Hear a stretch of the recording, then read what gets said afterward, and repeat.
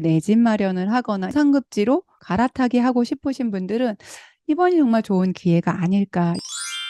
안녕하세요. 진아이스입니다. 22년 7월 21일 22년도 세제 개편안이 나왔어요. 200페이지 넘던데 저 그거 다 인쇄해가지고 주르륵 한번 훑어봤어요. 그래도 제일 관심 있는 건 부동산 세제 개편. 몇 페이지 안 되는데 전체적으로 다 메인 키워드는 딱 하나. 종합 부동산세.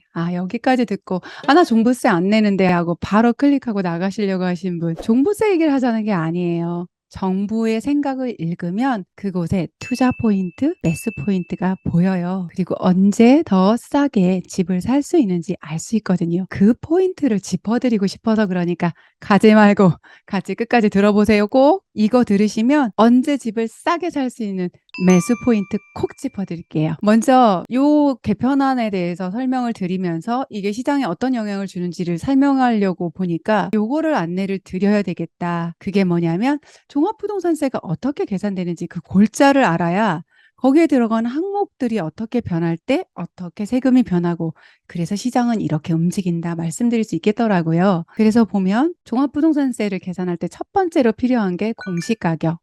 이거는 공시가격 알림이 가셔서 클릭해 보시고 주소 넣으시면 누구나 열람하실 수 있어요. 이 공시가격에다가 기본 공제를 빼줘요. 기본적으로 얼마는 빼주고 그리고 공정시장 가격 비율이라고 해서 약간의 할인을 해줘요. 그 할인을 받아서 그 다음 요게 과세 표준이 되는 거예요. 이 과세 표준의 세율을 곱하면 그때 내가 내야 되는 종부세가 됩니다. 그럼 하나씩 뜯어볼게요. 공시가격은 나라에서 정하는 거니까 매년 정해서 발표하니까 그 가격일 테고 기본공제, 이번에 기본공제를 6억에서 9억으로 상향했어요. 6억에서 9억으로 상향했고요. 6억을 빼주던 것을 9억을 빼주니까 훨씬 더 종부세가 내려가겠지요. 요게 개인별로 9억까지 23년도 1월 1일 과세분부터 적용이 됩니다. 공정시장 가액 비율. 이게 뭐냐면 이 단어 너무 어렵고 개념을 어떻게 설명을 드릴까 하다가 우리가 시장에 가면 가격을 깎죠.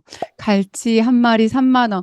사장님 1,000원만 깎아주세요. 이렇게 하는데 백화점 가서 300만 원짜리 똥가방 살 때는 10원도 안 깎죠. 네, 맞아요. 시장 가격은 깎아야 맛이죠. 그래서 정부도 좀 깎아주는 게 공정시장 가액 비율이에요. 비율로 깎아주는 거예요. 그래서 21년도 공정시장 가액 비율은 95%였어요. 95%를 깎아주는 게 아니고 95%를 받으니까 5%를 깎아주는 거였고요. 올해는 100%를 하기로 했어요. 그런데 요거를 정부가 바뀌면서 60%를 하기로 했는데 요게 바로 21일까지는 그렇게 되는 줄 알았는데 22일 새벽에 제가 서울경제신문에서 뉴스가 난 걸 보니까 요게 80%로 하기로 했다고 뉴스에 나왔습니다. 어쨌든 좀 아쉽기는 하죠. 60%면 40%를 깎아주는 거고 80이면 20%만 깎아주는 거니까 그래도 100%로 가려고 했던 것보다 하나도 안 깎아주려고 했던 것보다 훨씬 난 거죠. 그래서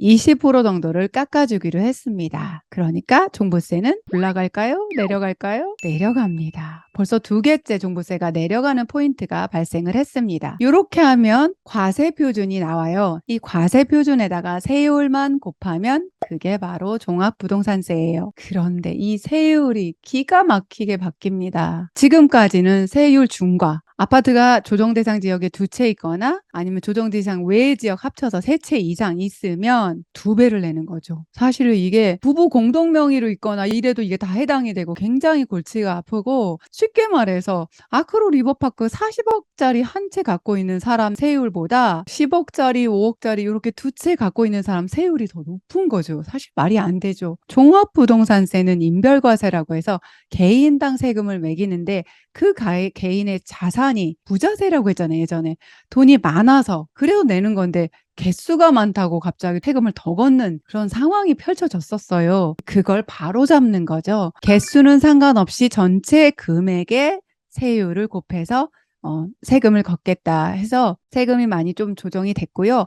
각 단계별로 한 0.1에서 0.3까지 일일이 체크해 보니까 약간씩 조정되면서 하락이 됐습니다. 12억 초과해서 50억 구간은 좀 구간이 넓었는데 요 구간을 반으로 나눠서 좀 구간을 더 세분화해서 조금 더 현실화시켜서 사실 결과적으로 종부세를 적게 낼 수 있게 됐습니다. 이렇게 세율도 조금 조정이 됐어요. 요것도 결국은 종합부동산세가 내려가는 데 기여를 합니다. 그러고 나서 세금이 다 결정이 되면 그대로 다 내느냐? 사실은 또 하나 있어요. 뭐냐면 세금이 해마다 너무 과하게 오르면 가계의 부담이 크잖아요. 그래서 세부담 상한을 정해놨는데 그게 1주택자는 150%고 2주택자 이상은 300%였어요. 예를 들어서 지나이스가 작년에 종합부동산세를 100만 원 냈어요. 그런데 세부담 상한이 150%면 150만 원까지만 내는 거예요. 그런데 세부담 상한이 300%면 올해 나온 세금에서 300만 원까지도 내야 되는 거죠. 이게 어떤 의미냐면은 사실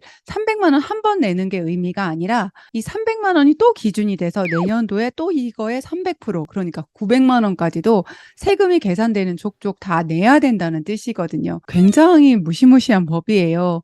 근데 그게 주택수 상관없이 150%로 딱 고정이 된 거죠. 누구만 빼고 법인만 빼고. 법인은 이번 세제 개편에서 혜택이 딱 하나 있어요. 최고 세율 6%에서 2.7%로 내려가는 거. 그거 하나 있고 모든 것에서 혜택이 없어요. 부동산 세제 개편안 마지막 부분에 뭐가 나오냐면 임대사업자에 대한 이야기가 나오면서 5% 상한 지키면 있는 혜택에 대해서 이야기가 나오더라고요. 요 전체적인 흐르는 것을 볼 때 이번 정부가 다주택자를 사회의 악이다, 남적인 존재다 뭐 이렇게 보는 게 아니라 상생, 지난번에 정부가 가지고 나온 워딩이죠. 상생 임대인, 상생하는 사람으로 보는 거죠. 사회에 임대주택을 공급하는 개인으로 보는 거예요. 이 세법 전체에 이 정부의 생각이 들어있어요. 그게 읽어집니다. 그래서 다주택자 같은 경우는 종부세가 많이 내려가기 때문에 경감된 종부세 같으면 굳이 집을 팔지 않고 가져가도 되는 구조가 됐어요. 그렇다면 다주택자 장려 정책이냐? 그거는 아닌 것 같아요. 취득세 중과에 대한 어떤 개편안도 없잖아요. 그러니까 더 사지는 마. 이 얘기인 거죠. 그러니까 주택이 더 늘어나기는 어려워요. 그런데 이것을 가지고 그럼 다주택자 입장을 한번 볼게요. 사실 그동안 다주택자들은 어느 정도 정리를 했어요. 물론 못하신 분도 있겠지만 그래서 지금 가지고 있는 건 굉장히 똘똘한 녀석들만 가지고 있단 말이에요. 그런데 이것을 유지할 수는 있게 지금 세제가 개편이 돼요. 그런데다가 추가로 매수는 어렵다? 그러면 더 팔기가 아깝겠죠. 그래서 보유로 가져갈 확률이 높겠다. 그렇지만 법인은 여전히 중간은 아니어도 2.7%도 굉장히 높아요. 이 2.7%가 누가 내는 세금인지 아세요? 과세 표준이 94억 초과일 때. 도대체 과세 표준이 94억이면 지금 도대체 얼마짜리 집이에요? 빌딩도 아니고 우리가 지금 주택 얘기하고 있는 거잖아요. 한 150억 시가 돼야지 과세 표준 94억 나올 것 같은데 그 사람하고 똑같은 세율로 너는 세금 내 게다가 공제 금액도 없어요. 그러니까 법인 물건은 여전히 시장에 나올 확률이 높습니다. 또 하나 잊으면 안 되는 게 있어요. 우리 지금 현재 진행되고 있는 법안 하나가 있는데 양도세 중과 배제 요거 지금 혜택이 되는 게 다 다주택자들이거든요. 조정 대상 지역 내에서 20% 중과 30% 중과 사실 집을 더 팔아야 되는 사람들은 30% 중과일 확률이 높겠죠. 한 채되어 있는 거는 이제 가져갈 것 같아요. 종부세가 많이 내려가니까. 그럼 이 사람들이 팔까 말까를 내년 5월 9일까지는 결정을 해야 됩니다. 그럼 시장의 매물이 언제쯤 나올까요? 이 종부세가 결정이 되는 그때쯤 5월 9일 전에 잔금을 치러야 되기 때문에 내년도 2월 3월에 거래가 돼야 되고 또 매물이 2월 3월경에 아니면 빠르면 1월부터 매물이 나올 것 같아요. 이런 급매물들.